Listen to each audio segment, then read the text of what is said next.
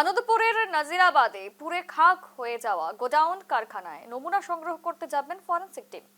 সোমবারই 3 জনের দেহ উদ্ধার করা হয়েছে। মঙ্গলবার পর্যন্ত মোট 8 জনের মৃত্যুর খবর পাওয়া গিয়েছে। নিখোঁজ এখনো পর্যন্ত 25 জন। 24 ঘন্টা কেটে গিয়েছে, এর মাঝে বেশ কিছু ঝলসে যাওয়া দেহ কঙ্কালও উদ্ধার হয়েছে। প্রশাসনিক সূত্রে খবর, উদ্ধার হওয়া ঝলসে যাওয়া দেহ এবং কঙ্কালগুলিকে শনাক্তকরণের জন্য পরিবার পরিজনের ডিএনএ নমুনা সংগ্রহ করা হবে। সেই ভিত্তিতে কঙ্কালসার দেহ চিহ্নিতকরণের পর সংশ্লিষ্ট পরিবারকে খবর দেওয়া হবে। ঘটনাস্থলে ইতিমধ্যে পৌঁছে গিয়েছেন দমকল মন্ত্রী সুজিত বসু। আনন্দপুরে এখনো আগুনের দাপট। মঙ্গলবার পর্যন্ত মৃত্যুর সংখ্যা বেড়ে 8। এখনো পর্যন্ত কিন্তু 25 জন কর্মী আহত অবস্থায় রয়েছেন, এই খবর উঠে আসছে। আনন্দপুরে ভয়াবহ অগ্নিকাণ্ডের ঘটনা। গত পরশু রাত 3টে নাগাদ এই অগ্নিকাণ্ডের ঘটনা ঘটে। এরপর গতকাল সারাটা দিন কেটে গিয়েছে। আগুন নিয়ন্ত্রণে এলেও কিন্তু আগুনের যেই দাপট, একেবারে যেই পোড়া গন্ধ, তা কিন্তু এখনো রয়ে গিয়েছে এলাকায়। মৃতের সংখ্যা ধীরে ধীরে বাড়ছে। 8 জনের মৃত্যু হয়েছে এই ঘটনায়। জানবো এ বিষয়ে বিস্তারিত। অভিষেক জুড়ে গিয়েছে আমাদের সঙ্গে। অভিষেক, গত পরশু ঠিক যেই ঘটনা ঘটেছে তার পরিপ্রেক্ষিতে এখন কি ছবি? আমরা দেখলাম যে ভস্মীভূত হয়ে গেছে আগুনে পুড়ে গোটা গোডাউন, এবং দেখা যাচ্ছে যে পোড়া অবস্থায় সবকিছু পড়ে রয়েছে। এখানে যে সকল দাহ্য পদার্থগুলো মজুদ ছিল, বোতল থেকে শুরু করে এখানে দেখা যাচ্ছে বিভিন্ন প্যাকেট, পুরোটাই কিন্তু একেবারে আগুনে পুড়ে ঝলসে গেছে, পুড়ে গেছে পুরোপুরি। এবং যেটা জানা যাচ্ছে এখনো পর্যন্ত 8 জনের কিন্তু মৃত্যুর খবর উঠে আসছে এবং প্রচুর মানুষ নিখোঁজ। এখানে যারা কাজ করছিল কর্মীরা, তারা কিন্তু প্রচুর মানুষ রয়েছে তারা নিখোঁজ। এবং ইতিমধ্যেই আমরা দেখলাম যে ফরেনসিক টিম কিন্তু এখানে এসে কিন্তু বিভিন্ন নমুনা সংগ্রহ করেছে, যেটা জানা যাচ্ছে মানুষের হাড় পাওয়া গেছে। আর এখানে আমরা এখন যেখানে রয়েছি, এখানে শুধুমাত্র চামড়া পোড়ার গন্ধ, মনে হচ্ছে যেন কোনো শ্মশানে মরা পুড়ছে সেরকম গন্ধই কিন্তু চারিদিকে। এবং দেখাই যাচ্ছে টিনের শেডগুলো একেবারে কাঠামোগুলো ভেঙে একদম নিচে পড়ে রয়েছে দেখাই যাচ্ছে। এবং এখনো পর্যন্ত প্রচুর মানুষ নিখোঁজ এবং 8 জনের মৃত্যুর খবর কিন্তু এখনো পর্যন্ত সামনে আসছে।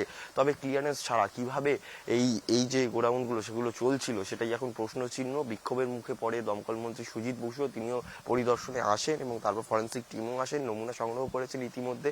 এবং গোটা চত্বরটা কিন্তু একদম একটা ধ্বংসস্তূপে পরিণত হয়েছে।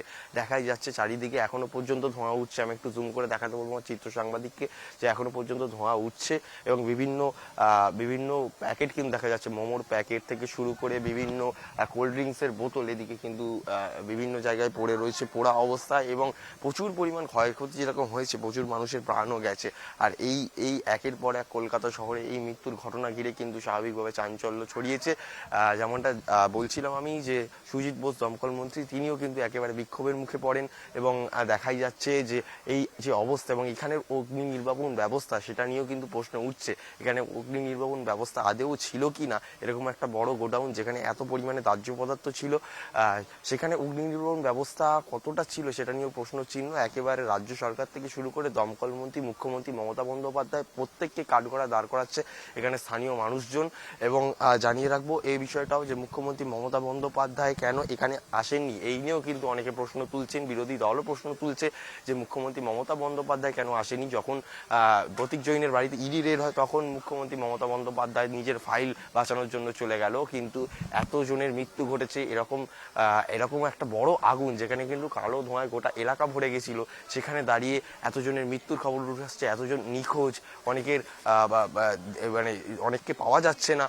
সেখানে দাঁড়িয়ে কিভাবে মুখ্যমন্ত্রী মমতা বন্দ্যোপাধ্যায় এখনো পর্যন্ত আসেননি, সেটাই এখন প্রশ্ন চিহ্ন। এবং আমি সেই জায়গায় রয়েছি, দেখাই যাচ্ছে এখানে কিন্তু বিভিন্ন ধরনের প্যাকেট রয়েছে। আমি একটু যদি দেখানোর চেষ্টা করি যে এগুলো কিন্তু একেবারে মোমোর প্যাকেট দেখা যাচ্ছে। মোমোর প্যাকেট এখানে ছিল, প্রচুর পরিমাণে কাগজ দাহ্য পদার্থ ছিল। এবং আমি একটু এগিয়ে আসলে দেখা যাচ্ছে এখানেও কিন্তু বিভিন্ন ধরনের প্যাকেট রয়েছে। তবে এখনো দেখতেই পাচ্ছ এখানে কিন্তু এখনো আগুন জ্বলছে। আমি একটু দেখানোর চেষ্টা করবো। এখনো ছোট ছোট পকেট ফায়ার এবং এখানে এখনো এই মোমোর প্যাকেটগুলোতে কিন্তু আগুন ধরে রয়েছে। দেখাই যাচ্ছে সেই ছবি, একেবারে আমার চিত্র সাংবাদিক শানু ঘোষ দেখাচ্ছে যে মোমোর প্যাকেটগুলো এখনো পর্যন্ত জ্বলছে, ভেতর থেকে চারিদিকে ধোঁয়া। এবং এখনো পর্যন্ত এখানে বিভিন্ন কর্মী যারা ছিল তাদেরকে এখনো পর্যন্ত খুঁজে পাওয়া যাচ্ছে না, নিখোঁজ রয়েছে। এবং ইতিমধ্যে 8 জনের মৃত্যুর খবর উঠে এসছে। আর এই সংখ্যা কিন্তু আস্তে আস্তে আরও বাড়তে পারে। এই ধরনের আগুন কিন্তু কলকাতা শহরে অনেক দিন পর আবার দেখা গেল, এত ভয়াবহ আগুন। এবং সেখানে দাঁড়িয়ে পরপর যে আগুনের ঘটনাগুলো উঠে আসে, এবং এই ঘটনার পরেই আমরা দেখেছি মল্লিক বাজারে আগুন। সব জায়গাতে কিন্তু একটাই প্রশ্ন, যে অগ্নি নির্বাপন ব্যবস্থা কোথায়, এবং যেটা জানা যাচ্ছে যে ক্লিয়ারেন্স ছাড়া কিভাবে এগুলো চলতো, এই গোডাউনগুলো চলতো। এবং আবারও একবার চিত্র দেখাবো, এবং এও প্রশ্ন উঠে আসছে এই গোডাউনগুলো কি বেআইনি, এগুলো কি অবৈধভাবে চালানো হতো, সেই প্রশ্ন চিহ্ন কিন্তু উঠে আসছে। সব মিলিয়ে কিন্তু একেবারে মৃত্যু বড়িতে পরিণত হয়েছে এই যে গোডাউন রয়েছে, সেই গোডাউন দেখাচ্ছে একদম ভেতরের ছবি নিউজ লাইভ বাংলায় সরাসরি। এবং আমার চিত্র সাংবাদিক গোটা চিত্রটা দেখাচ্ছে, যেখানে দাঁড়িয়ে কিন্তু পুরোপুরি যে দাহ্য পদার্থগুলো ছিল, মোড়, প্যাকেট, কোল্ড ড্রিঙ্কসের বোতল সব কিন্তু পুড়ে ছাই হয়ে গেছে। প্রচুর পরিমাণ ক্ষয়ক্ষতি এবং মৃত্যুর খবর লাফিয়ে লাফিয়ে বাড়ছে। যারা নিখোঁজ রয়েছে তাদেরও এখনো পর্যন্ত কোনো খোঁজ খবর মেলেনি। আর্তনাদ কান্নায় ভেঙে পড়ছে পরিবারের লোকজন, যাদের পরিবারের লোকজন এখানে কাজ করতো, মারা গেছে বা মৃত্যু ঘটেছে তাদের, বা যারা এখনো পর্যন্ত নিখোঁজ তারা কিন্তু কান্নায় ভেঙে পড়ছে। সেই চিত্র একেবারে আমরা কাল থেকেই তুলে ধরছিলাম, গতকাল থেকে। আজকের চিত্রটাও একই রকম, যেখানে কিন্তু একেবারে ধ্বংসস্তূপে পরিণত হয়েছে গোটা গোডাউনগুলো। এবং দেখাই যাচ্ছে যে এত পরিমাণ দাহ্য পদার্থ ছিল, রীতিমতো দমকল কর্মীদেরও বেগ পেতে হয়েছিল। তবে সব মিলিয়ে আবারও কাঠগড়ায় এই আগুনের পর রাজ্য সরকার, দমকল মন্ত্রী এবং যেটা জানা যাচ্ছে মুখ্যমন্ত্রী মমতা বন্দ্যোপাধ্যায়কেও কাঠগড়ায় দাঁড় করাচ্ছেন তারা। আর এই ঘটনার প্রত্যেকটা আপডেট কিন্তু নিউজ লাইভ বাংলা আবারও তুলে ধরবে, আপনাদের সামনে আমি তুলে ধরবো। ক্যামেরায় শানু ঘোষের সাথে অভিষেক সিংহ, নিউজ লাইভ বাংলা, কলকাতা।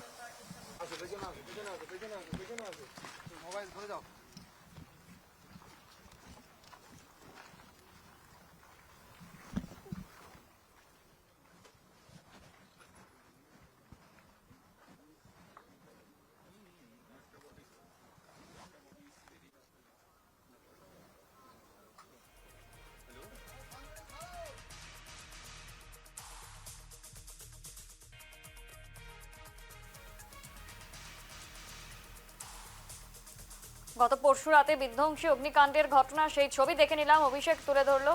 এবং ইতিমধ্যেই কিন্তু কংগ্রেসের প্রতিনিধি দল সেখানে গিয়ে পৌঁছেছেন। সেখানে ঠিক কি পরিস্থিতি তা কিন্তু তারা দেখছেন। কংগ্রেসের প্রতিনিধি দল ইতিমধ্যে গিয়ে পৌঁছেছে, সেই ছবি আপনাদের সামনে সরাসরি তুলে ধরা হচ্ছে। এখনো পর্যন্ত মৃতের সংখ্যা কিন্তু বেড়ে দাঁড়িয়েছে ৮। এখনো ২৫ জন কর্মী নিখোঁজ। এই অগ্নিকাণ্ডের ঘটনায় কিন্তু ব্যাপক ক্ষতি হয়েছে। প্রজাতন্ত্র দিবসের একেবারে শুরুতেই গভীর রাতে যে অগ্নিকাণ্ডের ঘটনা ঘটে, তাতে কিন্তু একেবারে সমগ্র কলকাতা থমকে যায়।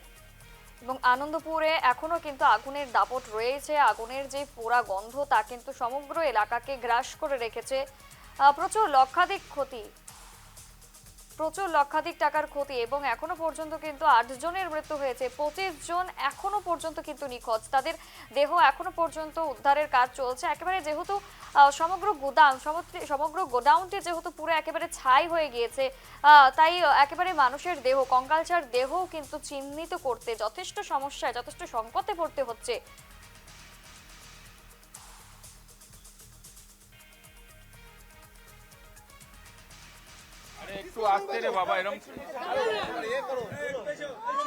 এই সবাইকে আলাদা আলাদা ভাবে নেব।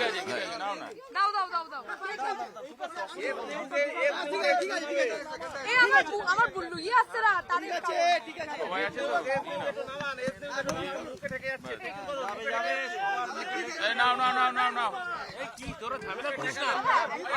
এই কি হলো?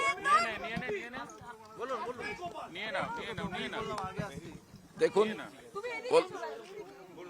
দেখুন একেবারে এই ভাই কি হলো?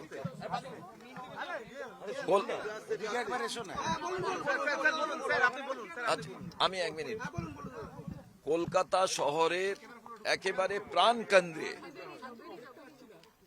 যেটা কলকাতা শহরের আরবানা বলে একটি কমপ্লেক্স আছে, যেটি আরবানা, এই কমপ্লেক্সটি শহরের উচ্চবিত্তরা থাকেন, তার ঠিক একেবারে নিচে, প্রদীপের নিচ, সেই জায়গায় যত জলাশয় ছিল সেগুলোকে তাদের ফ্যাক্টরির জন্য, গোডাউনের জন্য ল্যান্ড কনভার্সন করেছে কিনা এটা আমরা দেখে বুঝতে পারছি না। এবং সেখানে বড় বড় গোডাউন করা হয়েছে, ব্যবসায়ের যে বিভিন্ন কেন্দ্র তৈরি করে ফেলা হয়েছে। নিশ্চিতভাবে কলকাতা পৌরসভা জানতেন, রাজ্য সরকার জানতেন, রাস্তাঘাটের ব্যবস্থা নেই, অথচ বড় বড় গোডাউন, এবং সেই গোডাউনে যে আগুন লাগলো, এই আগুন লাগার পর আগুন কোনো জায়গায় অসাবধানতায় লাগতেই পারে, কিন্তু ফায়ার ব্রিগেড তাদের কি ভূমিকা, ডিজাস্টার ম্যানেজমেন্টের কি ভূমিকা?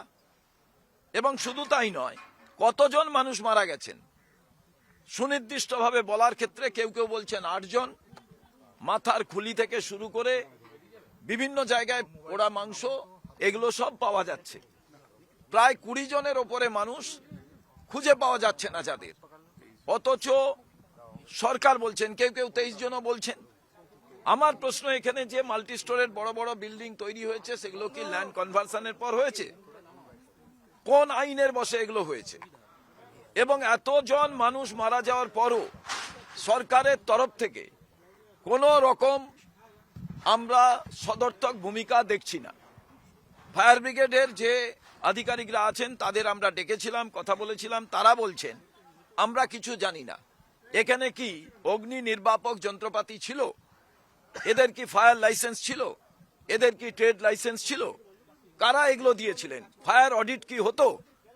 ডিজি অডিট তিনি কিছু বলতে পারলেন না। কে বলতে পারবেন? ঠিক এখান থেকে ঢিলছড়া দূরত্বে আর একটি গোডাউন ছিল, যেটি কাঠের গোডাউন, কয়েকদিন আগে আপনারা জানেন সেটিতে আগুন লেগেছিল। তো কলকাতা শহরের ভেতরে যে জায়গাগুলোকে প্ল্যান মাফিক করা যায়, তার কারণ এটা একেবারে পুরনো কলকাতার ঘিঞ্জি এলাকা নয়, এখানে করা যেত প্ল্যান মাফিক, কেন করা যায়নি? কি স্বার্থ এর পেছনে আছে? এখন আমরা মনে করি যারা মারা গেছেন তাদের পরিবারকে 25 লক্ষ টাকা করে দেওয়া প্রয়োজন। আর যারা খুঁজে পাওয়া যাচ্ছে না তারা মারা গেছে নাকি এখনো পর্যন্ত সরকার কেউ বলেননি। আমাকে বহু মানুষ প্রশ্ন করছিলেন, ইডি আনার সময় মুখ্যমন্ত্রী সেখানে পৌঁছে যান, আর এখানে এত বড় ঘটনা ঘটার পর মুখ্যমন্ত্রী কেন এলেন না? মেয়র কেন এলেন না? কেন এখানে একটা টেবিল চেয়ার নিয়ে বসে থাকলেন না? যখন অন্য রাজনৈতিক দল পশ্চিমবঙ্গের সরকার পরিচালনা করতেন, আগুন লাগলেই সেখানে বর্তমান মুখ্যমন্ত্রী, আজকে যিনি মেয়র, তারা বেঞ্চি চেয়ার নিয়ে বসে থাকতেন, ফায়ার ব্রিগেড কাজ করত। আজকে আমরা সেটা দেখতে পাচ্ছি না কেন? এই প্রশ্নগুলো আজকে সব থেকে গুরুত্বপূর্ণ বিষয়। সাধারণ মানুষের জান নিয়ে ছেলে খেলা হচ্ছে। যারা ইনভেস্ট করে এই সমস্ত গোডাউন করেছেন, এখানে মাল গুদামজাত করেছেন, কিন্তু যারা কাজ করেন তারা তো গরিব মানুষ, যারা মারা গেছেন তো গরিব মানুষ। এখানে এসে কেউ দেখলে একেবারে টিন লোহা দোলা পাকিয়ে গেছে। এবং ফরেনসিক যে ইনভেস্টিগেশন কেমন ভাবে হয়েছে, এগুলো পরে ধামাচাপা পড়ে যাবে কিনা। পুলিশ কমিশনার এসছিলেন কি রাতে এসছিলেন, কোন সময় এসছিলেন কেউ বলতে পারছেন না। কেন আসবেন না? এটা কলকাতার উপকণ্ঠে এই যখন ঘটনা ঘটে, আজকে নীরব কেন? আজকে ভাবুন, রিপাবলিক ডের দিন এই রকম ঘটনা। প্রজাতন্ত্র তো প্রজাদের বিনাশ করার জায়গায় পরিণত হয়েছিল। আজকে এই ক্ষেত্রে আমরা দাবি করি যারা মারা গেছেন তাদের ক্ষতিপূরণ দেওয়া হোক, পরিবারের একজনকে চাকরি দেওয়া হোক, এবং সঙ্গে সঙ্গে যারা ওখানে কাজ করছিলেন খুঁজে পাওয়া যাচ্ছে না বলে বলছে, পুরো ইনভেস্টিগেশন প্রয়োজন। এবং হাইকোর্টের সিটিং চিফ জাস্টিস দিয়ে, চিফ জাস্টিসের মাধ্যমে কিংবা অন্য বিচারপতিদের মাধ্যমে এটা ইনভেস্টিগেশন হওয়া প্রয়োজন। কারণ ডেড বডি লুকোনোর একটা প্রচেষ্টা চলবে এই যারা মালিক তাদের। এবং জলাশয়, এই যে পূর্ব কলকাতার পূর্ব দিকটা পুরো যে অহেতুক জলাশয়গুলো বন্ধ হয়ে যাচ্ছে, এটা তো ভয়ঙ্কর ইকোলজিক্যাল যে ব্যালেন্স নষ্ট হবে, এটা সবাই জানেন। তারপরেও এই রকম জলাজমি বন্ধ করে বড় বড় মাল্টি স্টোরের বিল্ডিং, বড় বড় গোদাম এগুলো যে তৈরি হচ্ছে, এটা কে পারমিশন দিচ্ছে, কেন দিচ্ছে, তার সম্পূর্ণ ইনকোয়ারি হওয়া প্রয়োজন।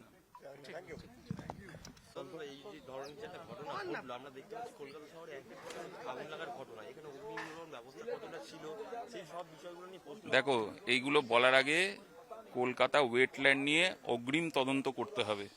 প্রদেশ কংগ্রেস সভাপতি শুভঙ্কর সরকার ইতিমধ্যেই বলেছেন। আমরা খুব পরিষ্কারভাবে বলছি, কলকাতা ওয়েটল্যান্ডকে শেষ করে দেওয়ার একটা পরিকল্পনা চলছে, যেটা একটা কনস্পিরেসি। আমাদের একিউআই কমছে, পাশে আরবানা, সেটাও আমি শুনলাম নাকি ওই ওয়েটল্যান্ডের ওপরেই তৈরি হয়েছে। কারা পারমিশন দিচ্ছেন, কোন চোরেরা পারমিশন দিচ্ছেন আমরা জানতে চাইছি। এবং সব থেকে বড় কথা, এত মানুষের প্রাণ গেল, এর দায়িত্ব সেই চোরদের নিতে হবে, তাদেরকে জেলে পুরতে হবে। এবং আজকে মাননীয় মুখ্যমন্ত্রীর এখানে আসা উচিত ছিল, এতক্ষণ হয়ে গেল, কেন এলেন না? যিনি দমকল মন্ত্রী তিনি অন্য কোথাও দম দিতে ব্যস্ত, কিন্তু যেখানে দম দরকার সেখানে দম দেখা যাচ্ছে না। এটাই হচ্ছে পরিচয়। দেখুন, দুটো ওর আলাদা বিষয়। কোথায় ইডি আছে, কোথায় ফাইল আছে, সবুজ ফাইল, নীল ফাইল, কি ফাইল, ওগুলো ছেড়ে দাও। মানুষ মারা গেছে এখানে, এত বড় একটা ডিজাস্টার হয়েছে, কি চলছে এখানে? এটা নিয়ে তদন্ত করা দরকার, ক্ষতিপূরণ দিতে হবে, যেরকমটি সভাপতি বলেছেন। আমরা একই কথা বলছি, এই অন্যায় যেটা হয়েছে এর বিরুদ্ধে সোচ্চার হতে হবে মানুষকে।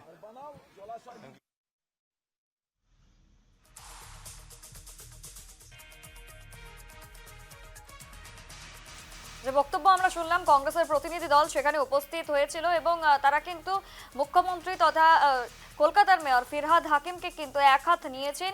এবং কেন মুখ্যমন্ত্রী বা কলকাতার মেয়র সেখানে এখনো পর্যন্ত উপস্থিত হননি, কেন মৃতদেহ লুকোনোর একটি চেষ্টা চলছে, এই সমস্ত প্রশ্ন কিন্তু তারা তুলেছেন। এবং যাতে এই ঘটনার পূর্ণাঙ্গ তদন্ত হয় সেই দাবিও কিন্তু তারা তুলে ধরেছেন।